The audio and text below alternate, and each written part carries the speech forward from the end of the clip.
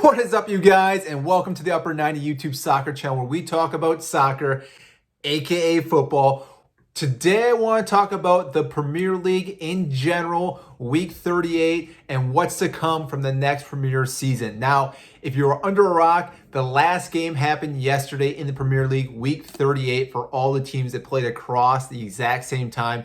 That way, no teams can really fluff anything or throw a game in case they don't want a team to win. They're playing at the exact same times, which I love, but it's hard to watch every game because so many things were going on yesterday, including Chelsea versus Aston Villa, Liverpool versus Crystal Palace, and guess what? Tottenham versus Leicester.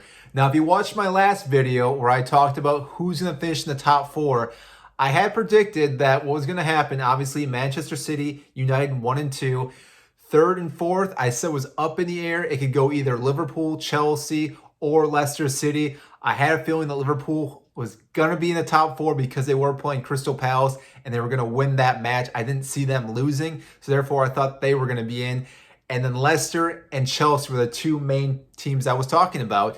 And obviously, if you watched, Chelsea looked absolutely terrible. It's hard to say as a Chelsea fan how bad we looked. I mean, yes, we had our chances. We probably should have scored more goals, but we also shouldn't have conceded 2 goals. Now, granted, Aston Villa is a great team, and I mentioned that too in the video prior to them playing each other, that they can definitely hit any team on the counter and break teams down. They are a very solid team.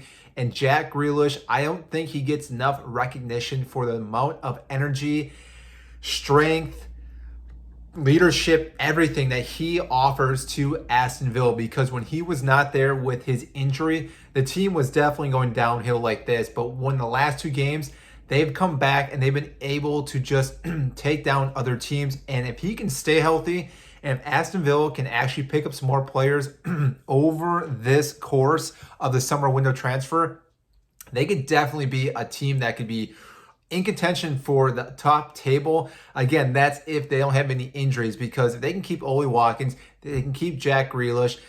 I think Ross Barkley actually looked really well, even though he didn't play against Chelsea due to the fact that he came from Chelsea. But overall, he looked really good this whole season. Even the defense looked good, and Martinez obviously had a phenomenal season. So again, Aston Villa played out of their minds to beat Chelsea, but Chelsea also played horrible.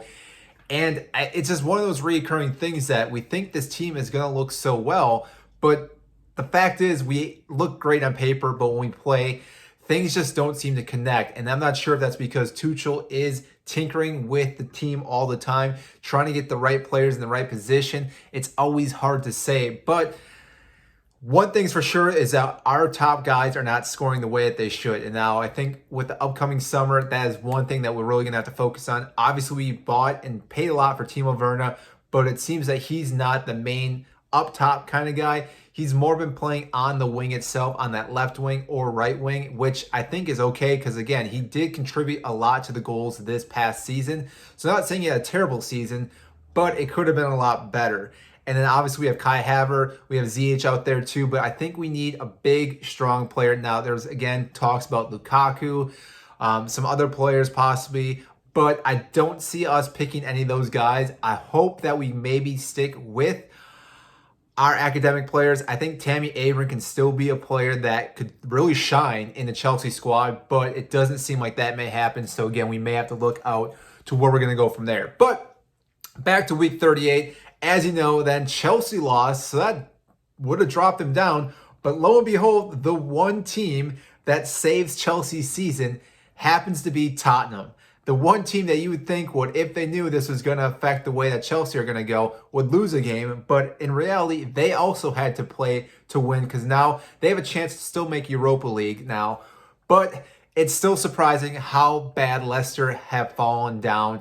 Even though they could have definitely finished top 4, they had a lot of tough matches these last couple of weeks. They played Tottenham, obviously. They played us. They played Manchester United. They played a lot of other top teams, and they definitely dropped a lot of points.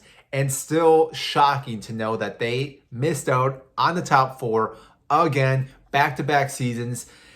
Even though they were in the top 4 for so long this season, it's definitely hard. But as a Chelsea fan, I'm still happy Chelsea made it. Now, the thing with Chelsea is that they still have a chance to also win the Champions League, so it may not have mattered anyways. But the way they look, though, I don't see them looking great against Manchester City. Now, back in the day when we had a lot of other solid players, we had Lampard, Ballack, Terry, Drogba, just to name a few of the solid leaders that we had in the team. It's hard to say with this squad right now who is one of those leaders that's going to step up and dictate what we need to do. I see Azpilicueta being one of those players. Thiago Silva, yes and no, because he's only been there for a year. If he's been there longer, I would say, yeah, there'd be more leadership. But I don't think he has that presence as much as we want from, say, other players that have been there for a very long time. I don't see Jorginho being one of those players. And even the younger guys, really no one's stepping up besides Mason Mount, Reece James. And I think that's where we're lacking, is that total mindset and that leadership in this squad. Now, I'm not saying it can't happen in the near future, because, again, a lot of these young players that we have can definitely start stepping up and have the leadership roles, because at that young age, it's hard to really expect so much, and we've already gotten so much from these players. Again, Reece James having a great season. Mason Mount, again, another great season. Pulisic, minus injuries, also looked really well. Mendy coming in after signing him looked great. Our defense looks solid overall once Tuchel started. So again, I can't be upset, but it's the mindset that we want to win. We're going to win. We're going to push through this, that we're missing and lacking right now, which is so difficult as a Chelsea fan, because in the FA game, we looked terrible against Leicester, and it wasn't until Chilwell came on that we actually looked threatening to score a goal. And if we have to bring in a defensive player to look threatening, that there's something wrong with that. And that's the same thing again against Aston Villa, is that we don't look threatening in the final third. And that is definitely going to be an issue next season, and especially the Champions League final, because if we cannot score, it's going to be a disaster. Because if we can score, we can sit back and take a few blows for the most part. But if we can't score and they score, we might as well just stop and throw in the towel already, because we don't seem to really grind games out as of right now, which is frustrating, because watching Chelsea, that used to be one of the things that they could really grind games out. It'd be a 1-0 win, 2-win, or even come back and win a game. And we haven't done that as of lately. Again, I think Tuchel is still tinkering with everything, but we'll see what happens. Now, all around the rest of the league, the things that we saw that I want to talk about, Aguero, last game for the Premier League. It's sad to see a great player, great striker, one of the top strikers to ever bless the Premier League. It will be sad to see him go. Obviously, I think it's time for him to part ways with Manchester City. He's going to Barcelona, as rumors has it, and I think that is where he will end up and retire. But again, he had a phenomenal career. Everyone remembers his late goal to give Manchester City their first title in such a long time.